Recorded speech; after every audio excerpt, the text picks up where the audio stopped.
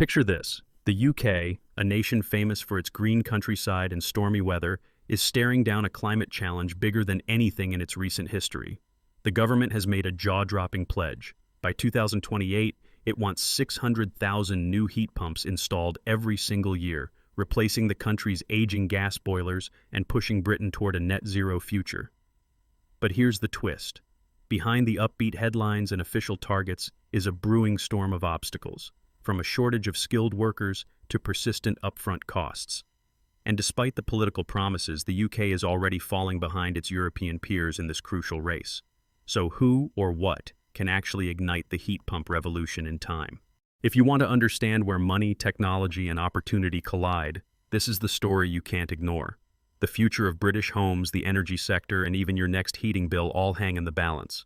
But before we crack into where it's all going wrong and whether it can be fixed, we need to understand what's at stake. Let's start at the beginning. The UK's ambition to slash its carbon emissions is nothing short of monumental. By 2050, the country has promised to reach net zero emissions, essentially balancing all the carbon it puts out with the carbon it draws back in. To get there, replacing fossil fuel-based heating, particularly gas boilers, the country's default for decades, is mission critical. For context, around 1.7 million homes in the UK still depend on oil boilers, and millions more use natural gas. Heating is the single biggest energy expense for UK households, and collectively, homes pump out a staggering portion of the country's total CO2 emissions. The government's answer? Heat pumps. Instead of burning fossil fuels, these devices use electricity to move heat from the air, ground, or water into homes. When powered by renewables, heat pumps can slash emissions from home heating by as much as 80%. Sounds like a no-brainer, right? And to be fair, the technology has been proven, especially in colder climates like Scandinavia, which adopted heat pumps years ahead of the UK. So why has Britain been so slow to embrace the change? Let's go back a few years. Historically, the UK's slow uptake of heat pumps was shaped by several stubborn realities. First, gas prices have been relatively low, making gas boilers the cheap and easy choice for both homeowners and landlords. Second, the public simply wasn't aware of heat pumps, tending to see them as exotic or finicky. And third, the installer workforce, the people you actually need to fit pumps into British homes, has been perilously small. Training an installer isn't a weekend job. It requires months of technical learning and certification. Recognizing this, the UK government rolled out various programs to jumpstart the market. The Renewable Heat Incentive, RHI, offered subsidies. The Energy Company Obligation, ECO, forced energy suppliers to invest in home energy upgrades. But uptake lagged, and so did enthusiasm. It wasn't until recently, with the urgent drumbeat of climate deadlines and wildly fluctuating energy prices, that the heat pump revolution started to look like a necessity rather than a nice-to-have.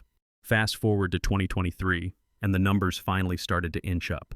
There was a nearly 20% rise in certified heat pump installations over the previous year, an encouraging sign, but still light years away from the government's goal.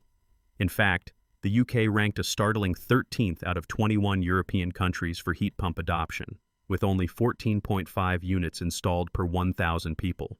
Compare that to trailblazers like Norway, and the gap is embarrassing. So what's holding the UK back? Several barriers stand out, and each of them is substantial. For starters, there's the money problem. The upfront cost of a heat pump system can run as high as £10,000 depending on the size of the home and whether other upgrades, like insulation, are needed. Although the government's boiler upgrade scheme now offers grants of up to $7,500 per installation, and the total budget has almost doubled to £295 million, that still leaves many families with a hefty financial hurdle. Then there's the skills shortage. An astonishing 74% of professionals working in green energy say the lack of trained workers is a critical bottleneck. If you're one of the UK's estimated 130,000 gas engineers, switching to heat pump installation isn't automatic. It's a whole new playbook. Some estimates suggest the UK needs to train thousands of new installers every single year just to keep up with projected demand, let alone hit the government's 2028 target. That's where the latest move by Wolseley Group comes in. In June, the company launched its first flagship renewables center in Shrewsbury, designed to supercharge heat pump training and technical support. The launch brought together industry leaders, installers, and suppliers for a guided tour, an unmistakable sign of intent. Wolseley isn't just offering classroom learning. Its new centers provide hands-on training, support with accreditation, and access to a genuine pipeline of renewable products. Thanks to partnerships with organizations like NAPIT, would-be installers can access fully funded air source heat pump training, supported by the government's heat training grant. John Hancock, Wolseley Group's chief operating officer, put it like this at the center's ribbon cutting. There is a demand for installers to really start ramping up installations of heat pumps over the coming years. There's a huge ambition from the government and from the country to do this, and I think we can play a key part in that. The Shrewsbury site is just the beginning. More centers are planned, with Swansea already in the works. Each site promises to deliver not just training, but also business guidance and technical support, a full-stack solution for the skills shortage. But for all this new investment, there are still clouds on the horizon. Charlotte Lee, CEO of the Heat Pump Association, sees the upcoming Future Homes and Building Standards as a potential gear change, mandating that most new houses must install heat pumps. Yet, she warns that the market won't move quickly enough without policy certainty. We need the government to follow through, consistently.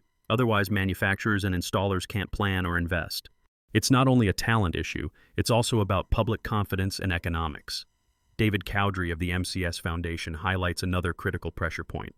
If electricity remains expensive, it undermines the whole case for heat pumps.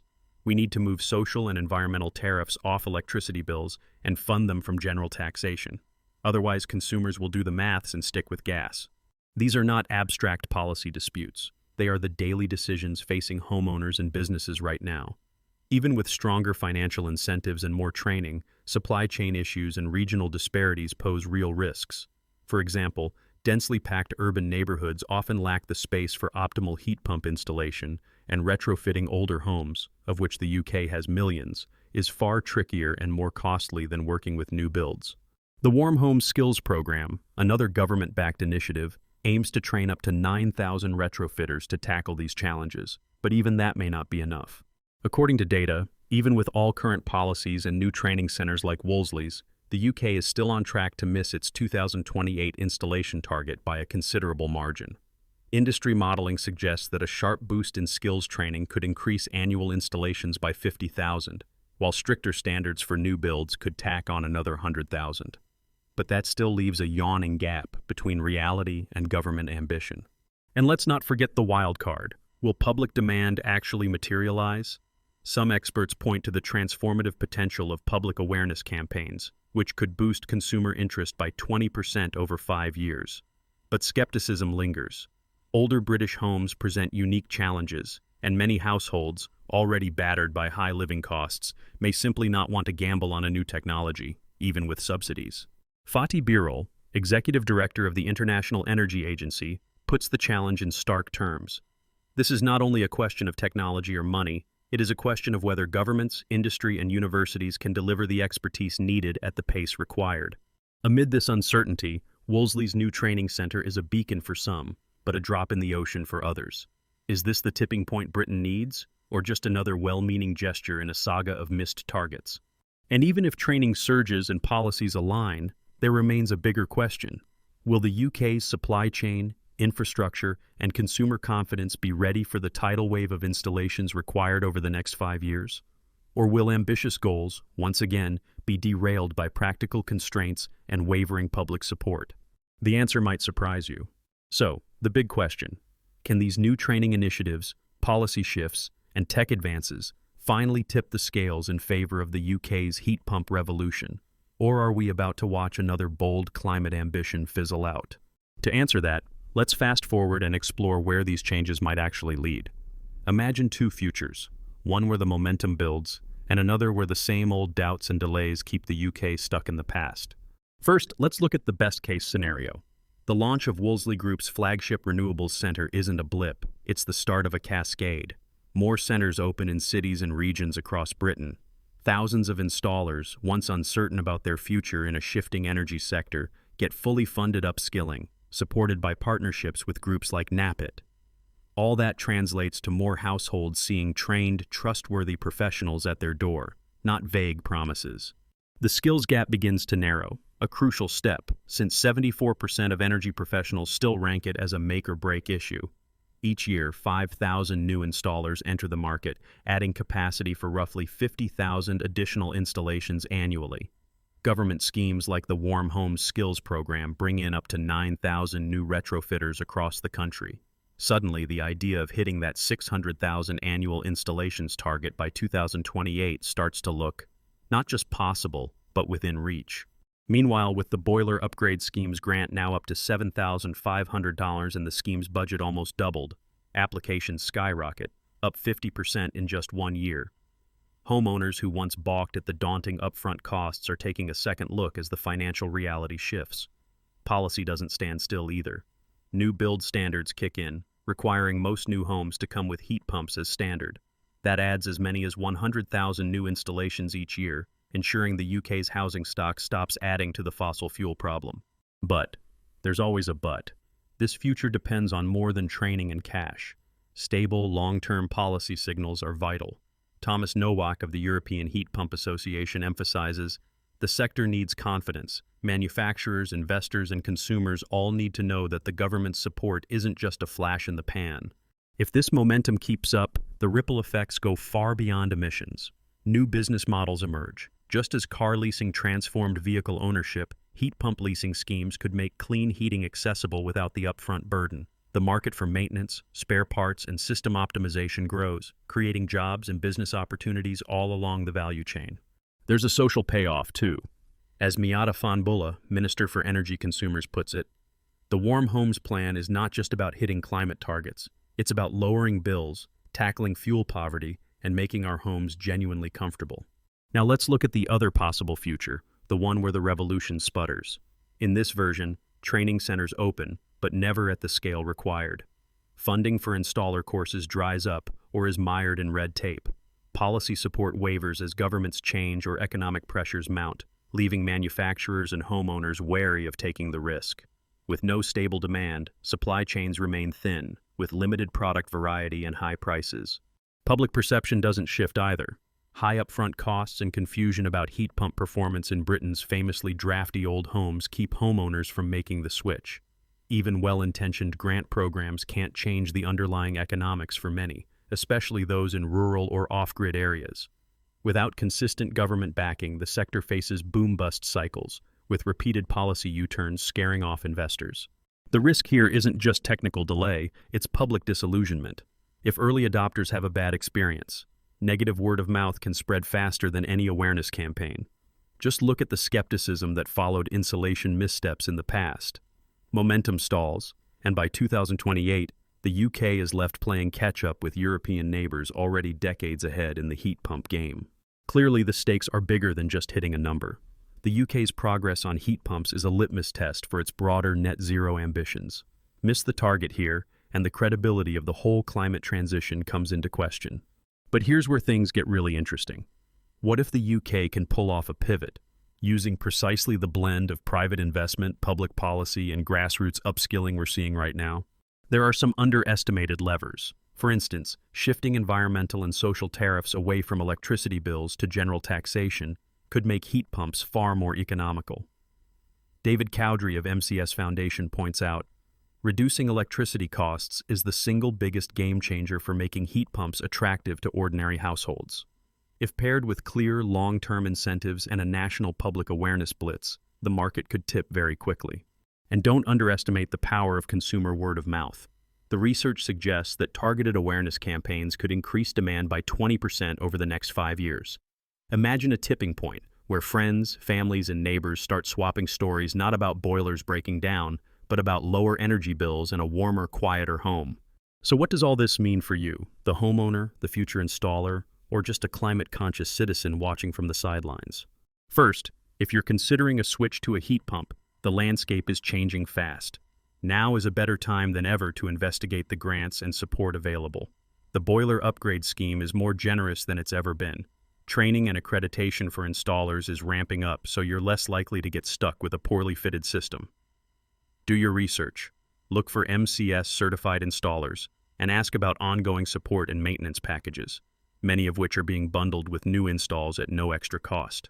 Second, if you're in the trades or looking for a career shift, pay close attention. The skills gap is real, but so is the opportunity. With the right training, you could be on the front lines of a sector that's not just growing, but future-proof. Those who get accredited early could become industry leaders as demand surges, with a competitive edge in a market desperate for expertise. For businesses, now is the moment to explore partnerships, new offerings, or diversification. Suppliers and manufacturers who move quickly can secure a foothold as the market expands.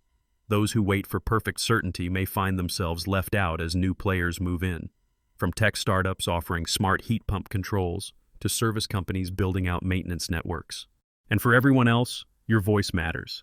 Public demand shapes policy. If you want to see more affordable, low-carbon heating, let your councilors or MPs know. Respond to public consultations and share your experiences online. The more visible the demand, the stronger the case for ongoing support and sensible regulation. Ultimately, the fate of the UK's heat pump revolution is still unwritten. Success isn't guaranteed, but for the first time, the pieces for a real breakthrough are falling into place. The right investments in skills and infrastructure, plus clear-headed policies, can deliver a new era not just of green technology, but of warmer, healthier homes and jobs for thousands. But if there's one secret that rarely makes headlines, it's this. The biggest difference maker isn't always policy or technology, but trust. Countries that lead in heat pump adoption almost always have one thing in common: consumers who genuinely understand and believe in the benefits. That trust is built person by person, installation by installation. The UK may have gotten a late start, but with a new generation of well-trained installers and homeowner advocates, it can catch up fast. So, will the UK's heat pump revolution stall or finally accelerate? The answer depends on whether momentum, trust, and investment can outpace skepticism and inertia. The potential payoff is massive, not just for decarbonizing homes, but for transforming an entire segment of the economy. If you want to be part of that transformation, whether as a homeowner, a professional, or a curious citizen, now's the time to act. Start a conversation about heat pumps. Explore what's available in your area. Share this video with someone who hasn't heard about these changes yet.